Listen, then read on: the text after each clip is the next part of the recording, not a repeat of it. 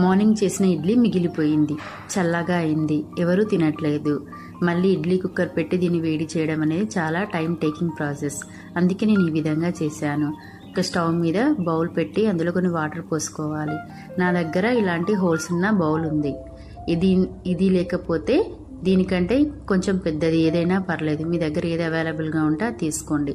నీరు బాగా మరిగిన తర్వాత దాని నుండి ఆవిరి వచ్చేంత వరకు చూసి తర్వాత మీ దగ్గర ఉన్న బౌల్ దాని మీద పెట్టుకోవాలి.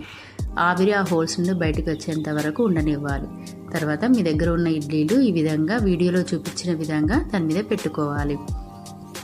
మార్నింగ్ చేసిన ఇడ్లీలు మిగిలిపోతే చాలామంది చల్లగా అయిందని పడేస్తారు. అలా చేయకుండా ఇలా చేయడం వల్ల జస్ట్ 2 మినిట్స్లో మనకు ఫ్రెష్ వేడి ఇడ్లీలు రెడీ అయిపోతాయి. తర్వాత దీని మీద ఒక మూత పెట్టుకొని 2 మినిట్స్ ఉండనివ్వాలి. కాసేపు అయిన తర్వాత ఇడ్లీలు సెకండ్ సైడ్ టర్న్ చేసుకోవాలి.